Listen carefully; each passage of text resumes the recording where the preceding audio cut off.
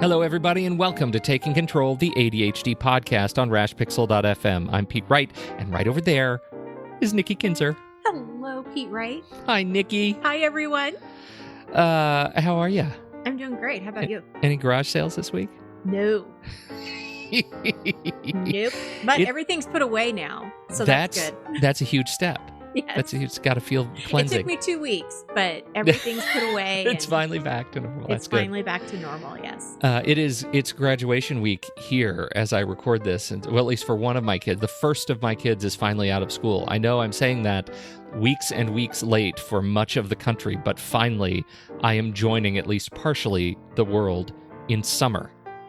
Wow. Congratulations. Yours are out, right? No, they're still in school. They have another week. Oh, dear. Yeah, see, my oldest one has another week, and it's very difficult for her. Very difficult, because her last week is finals, and my son's already celebrating. So how is she dealing with finals? Is she okay? Yeah, she's pretty chill. And you know what's very funny? We went through and I've talked about this on the show before, we went through the 504 plan process, right? And went into school and had met with the counselor and one of her teachers and put all these accommodations together. And she was really desperate for some accommodations and felt like, oh my goodness, like this is going to be fantastic. And since that meeting, she hasn't used her accommodations a single time. She got they were sort of a safety net for her. They were a safety net. And once we got them, and once the teachers ask her before every major exam, would you like to take this in the study center? And she says, I think I'll start here and talk about if I need a distraction-free environment later. And she's finished every exam since our meeting without going to the distraction-free environment. And she comes home and she's so proud. You know what it was, though? Fantastic. This is at the same time we had that meeting, we went to the doc, we did all of her physical stuff, and they upped her dosage on the meds. She'd been on a dosage of the med that was too low. Oh, okay. And since then, and she still is not a big fan of taking medication, but she is deeply aware of the impact that it makes. Wow. So, for me, I mean, let that be a lesson to just staying on top of dosage. If you're frustrated, if you live with medication and are frustrated by your experience with it, absolutely, go have a physical, get some blood work, check it out. Well, I had a very interesting conversation with my son about finals. Tell me. He came home and he was just distraught. And I'm like, what's going on? Why are you so stressed out? I can't believe it. I'm like, what can't you believe? Our language arts teacher is giving us a final. He's not telling us what the questions are going to be on the final, and he expects us to remember everything.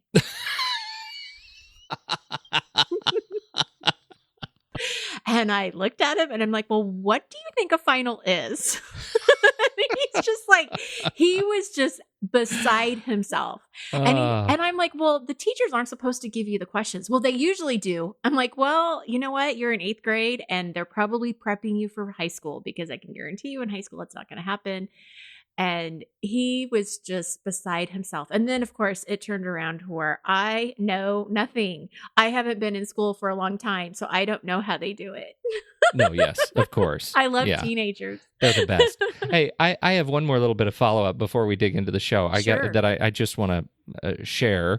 Actually, 2 emails that I have received from listeners. And the first one, I lamented about my pending diet and the struggles that I've had over the last couple of years and weight gain and all that stuff. And I just wasn't feeling good last week. Do you remember this? Do you remember this conversation? Of course I remember. Yes. In fact, you inspired me to drink more water this week.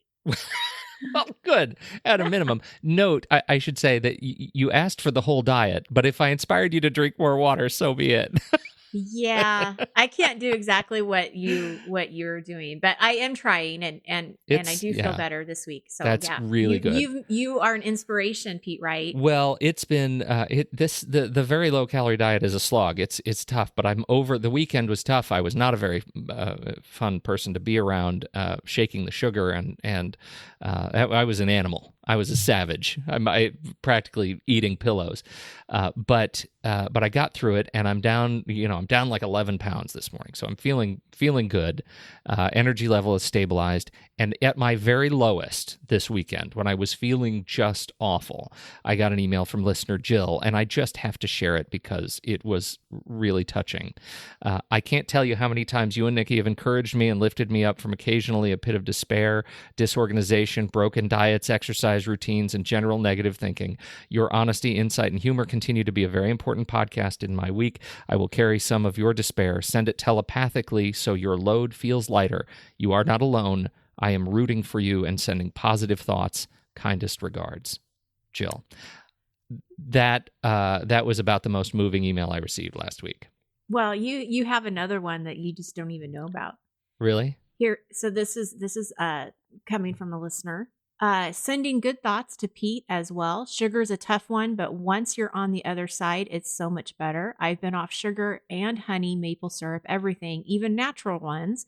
But I do use stevia monk fruit extract. Monk fruit extract, sure. Yeah, you know what I'm talking about. It took me several tries before it stuck. But each time I learned a little more about myself until I was finally able to kick it for good. Go, Pete. You can do this. Oh, there you go. See, that is, let me just say, it is touching, but those are just, those can come off as platitudes. What I really mean to say is those are enormously motivating. Yes. And we'll talk more about that when we get into the meat of the podcast. I have more thoughts, but I just want to say right up front, thank you, because it is motivating. It makes me make better decisions as I clear the alien out of my system. So thank you for that. We got another message from Elizabeth, who writes, she says, hey, Pete, Nikki and Pete, I love the show, and this is my second time getting in touch. You already answered my question about getting married and starting a family with ADHD. Yes, we did. I remember that. She wanted to share something that she says may help other listeners. I hate figuring out what to wear to work in the morning. I work in an office, and I used to frequently be late to work because I couldn't figure out what to wear. I heard about the Day One app on your show, and I have been using it to help me. Whenever I wear an outfit I like, I snap a picture and log it into the Day One app. Now I have about 2 weeks of images to choose from in the morning, and I know I will feel confident in those outfits. The main challenge with this is remembering to take the photo when I have a new outfit I like, because it's not an everyday thing. This also helps me when I go shopping because I can see what I have just by flipping through the Day One app. I love that. That is a wonderful use of Day One. Check out dayoneapp.com. And it's actually a great example of a success story too. Truly. Yes, it is. Helps. Oh, goodness. See, we should have saved it. That's okay. We can repeat it next week. We will repeat it next week. That's the truth. We are doing a success story show next week. Don't forget to send us your success stories however you want to get them to us. You can call us, leave us a voicemail at 503-664-4ADD. Leave your question there. We'll use it on the show, and let us know if you want us to use the actual audio of your voice from your voicemail. Otherwise, we'll just share your question. You can find us on Twitter or Facebook at Take Control ADHD, or you can email Nikki directly, Nikki at takecontroladhd.com. Is that right? Did I catch them all? That is correct. But you know what? I don't think you did your intro. Well, that was kind of my intro. That was your intro. That was really it. It was a poor man's intro today. All right. Don't forget. I don't think anyone's going to care. You don't think so? Well, No. I will. This reminder: 5-star reviews in Apple Podcasts and recommendations in your favorite podcast player, like mine, Overcast, helps others discover the show when they need help with their ADHD. So pay it forward. Drop us a kind review. We sure appreciate it. And the reviews that have been coming in are stellar. You people are fantastic. Really, it's just fantastic. So there we go. Let's get started. We're talking about giving up beliefs that hold us back from being happy. Where did this come from? Well, it came from deleting old email. That's good. So I was in my inbox and I was looking through what I had saved and I was deleting some things. And I saw this article that says 13 things you need to give up if you want to be successful. Was one of them sugar? Because I'm all over that. No, it was about having a healthy number one was about having a healthy lifestyle, but that's not what I'm going to go into today. Okay, let's do yours. But I'm looking at this and I'm thinking, wow, who doesn't want to be successful? Saved this article for a reason. That's right. It's 2 thumbs and looks like this guy. Yeah, exactly. So I opened it up and I was like, well, let's see what this is. Let's check this out. And there were a couple of limiting beliefs that they hit on that I thought, gosh, this really, relates to anybody, but definitely for people who live with ADHD. And I thought if we could talk about this, have a conversation around it, maybe, it would inspire or motivate some people to kind of think about when this happens to them and how to move more towards a happier life by not believing these things. So we will actually put the article in the show notes so you can read all 13 things to give up. But for today, I want to talk about two specific ones. Number 4 is give up your excuses. Well, that sounds like they're talking to me. Okay, so this is what they say. Successful people know that they are responsible for their life, no matter their starting point, weaknesses, and past failures. Realizing that you are responsible for what happens next in your life is both frightening and exciting. And when you do, that becomes the only way you can become successful, because excuses limit and prevent us from growing personally and professionally. Own your life. No one else will. Now we're done. All right. Podcast is over. And scene. What do you think? Well, what I love about this is it's giving your power back. It's empowering you. Because things happen, right, in our life, and it doesn't always go as we planned. Good things happen, bad things happen, but it gives us our power to decide how we're going to respond to it and what we're going to do with it. And I just think to me, this is a very empowering statement. Yeah, I think so too. I think, this is the one that when I read this, it made me think about these emails that came in to help me and support me in giving up my excuses, and it just occurred to me that as empowering as it is to take back your life and to feel like you're in control and to recognize, I should not say feel like, it's not a figment. You really are generally, unless you're incarcerated or, there are things in your life that are contexts in which you may not be 100% in control, but largely you are in control of your own choices in your own life. And I feel like I just want to add this piece of be mindful and aware of others around you that are working hard to make those choices for themselves, to remind themselves that they're in control of their lives, they're giving up their excuses, and acknowledge that it's hard. And just like Jill and our other listener who wrote to me to support my changes, this was hard, giving up the excuses of, that in order to make change. And it feels more empowering having that community of people that I've never met, who are reaching out of the ether to say, you're not actually alone. You're in control of your life, and we support you making that choice and doing it. And I think that was a very, so, in the context of ADHD, when somebody reaches out and says not, hey, why are you so fidgety? But, hey, do you want to hold my spinner? Or is there something I can do to help you? I know how hard this is. I have been there. I have felt this way. What has worked for me in the past is you're not alone.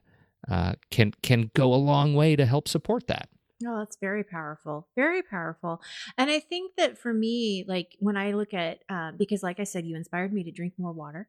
And when I think about like my healthy diet and exercise and where I want to go with that, if I can give up the excuses, if I can just say, you know what, I'm making up excuses and throw those to the side, then I also feel like I have more ownership in it, that I get to decide what I'm going to do today, what choices I'm going to make. And if I decide to not exercise or decide that, it's a decision I've made for whatever reason.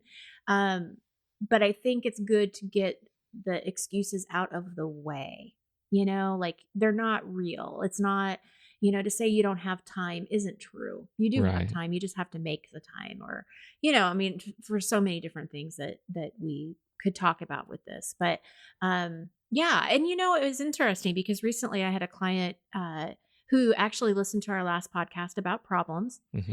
And she was the one that actually just read the message to you that you can do this. But one of the things that she said is, she said, I hope you make a great day. Oh, I really like that. Yeah, I hope you make a great day. And she followed up with, we really do have the power and choice to do that. Well, first of all, I can't tell you as a coach how proud I am of this client to be able to say that, because it's not always easy to see. But it's just such wise words to remember, and words I'm going to always remember. Make it a good day, and design your life where there is very little regret, and you can look back and think, I was mindful, and I did live in the moment, and I enjoyed these moments, and made it the best that I could, because we all have things that are going to go sideways. That's just life, right? Absolutely. That was number 4. Number 4. What is the next number we are doing? Number 5 is give up the fixed mindset. People with a fixed mindset think their intelligence or talents are simply fixed traits, and that talent alone leads to success without hard work. They're wrong. Successful people know this. They invest an immense amount of time on a daily basis to develop a growth mindset, acquire new knowledge, learn new skills, and change their perception so that it can benefit their lives. Remember, who you are today, it's not who you have to be tomorrow. I love that. Who you are today, it's not who you have to be tomorrow. I love that. This growth mindset I guess it's like a theory, right, that they are teaching in schools. And my daughter was taught about this growth mindset. And so anytime you hear anyone in the family say, I can't do something, she'll be like, yes, you can. Growth mindset. Yes, you can. I can do hard things. And that's what she says. She goes around saying, I can do hard things. So when she says that she can't unload the dishwasher, I'm like, yes, you can. You can do hard things. She just looks at me. But, I love this idea that can't isn't an option. You're going to look for a different option. And this is definitely a limiting belief that I want people to really shift and not believe anymore. Again, it's giving you more empowerment. It's giving you design rights of your life and what you deserve to have. And but I also think it's not misleading in the sense that a lot of these things do take hard work. It's not always an easy path, but gosh, all of those lessons that are learned and all of the accomplishments that you can achieve and how you can help other people or whatever it is that your dreams are, I just think it's a great thing. And I think that we need to be proud of our successes, and share these things with the world and be proud. You did it. You are a story. You are an inspiration that could really help somebody else. Can I tell you something that I keep in the back of my head that helps me with this? And it's one of those things that I learned on the internet, and then I went to seek out the truth, and I actually prefer what I learned on the internet. Are you saying the internet is not true? The internet was in fact wrong here, but I prefer what the internet says. So what the internet says is, and this is, when I think about rebuilding myself or changing myself or learning a new thing, often it starts with like, hey, we live a long time as humans, and we've talked about this on the show. We can make choices about new careers and new directions anytime we want. A job is a job. We can go back to school. We can learn new things. We can take up new skills anytime we want. Heck, I shaved my beard yesterday. That's right. I shaved my beard. But I bet you look like you're 18. I do. And my kids want to kiss me again. Anyhow, the trick is I used to have in my head this meme that was every 7 to 10 years, every cell in the human body replaces itself, right? Which means, according to the internet, we are literally new people every 10 years. Like our cells change. We are different than who we were born to be every 10 years. And that was a fantastic metaphor for me about change. And it was something that I was able to keep in my head as a like a lighthouse, a beacon that would help me understand how I wanted to change in the world. Well, it turns out that's not true. And so if you're a doctor, I get it. It's totally not true. Fat cells are replaced at a rate of about 10% per year in adults, heart cells about 1% per year. We don't changed. You're still the same neurons person. in your cerebral cortex are never replaced, and that's the thing that depresses me, right? Oh. The neurons that you're born with in your brain are never replaced, right? So if they die, they're gone. So, Yes. but that even makes the point better, right? Because that means you have to keep your brain firing in order to stay alive. And I don't mean breathing, I just mean engaged. Right. It is all that much more important that you are learning new things, you're trying new things, you're keeping your body, you're making good choices for your body, you're learning little workouts you can do, stand up on your tiptoes over and over again while you're waiting in line, things that you can do to engage every one of your senses all the time will make you feel that much better, live longer, and be happier. That's what I think about. I love that. I also remember learning time, right? Interstitial time between things is time you can engage your brain. Audiobooks, podcasts, whatever it is, engage your brain on downtime. The time between time is time. It doesn't all have to be marked as sitting down or resting or turning off or opening Facebook. I love these little reminders, these little lessons, and they attach to me the ADHD time. Interstitial time is time to really sit back and focus on, have I put everything that I'm going to need to remember in a list? Can I review the list and see if it triggers anything I've forgotten? Do I have everything I need in the place that I need it? Like, I just have to go through my routines. So that's yet another thing you can do to stay on top of it. That's a really interesting point, because I just had a client who was struggling with that because she was constantly leaving things behind. So, she was forgetting things for her meetings and stuff like that, and losing important journals and stuff like that. So that might be something we may want to talk about. Let's do it. Yeah. Let's get it on the list. Yeah. Because I think those routines, and that's what kind of highlighted when you said that, it was like, it's those routines that you have to really depend on to those checklists and such. So yeah, let's put it on the list. Later. There you go. A future show has just been inspired right here. That's right. Live. I love it. Thank you. I will say, we are taking a break. We are. Right? Should we mention the vacation? We probably should. We should. So not next week. We have one more show coming up next week, and that's our show on success stories, and then we're taking a break. We're taking the month of July off because what people are not doing in July, generally, according to our stats, is listening to podcasts. And so we, too, are going to take a break from July. So we'll come back first week of August with a whole slate of new shows. So next week we've got one new show, and then don't unsubscribe. We're still around. We're just taking a little snoozer. That's right. For the month of July. It's a good time to check out some of the back episodes. That's right. Absolutely. All right. Thanks, Nikki. Thank you. It's been a treasure. It's been a real pleasure today. And a treasure. Pleasure treasure. It's a pleasure treasure. It's a pleasure treasure. That sounds weird. Look at how fast that got strange. All right. We're going to leave now. We are going to leave now. On behalf of Nikki Kinzer, I'm Pete Wright. We'll catch you next week right here on Taking Control, the ADHD podcast.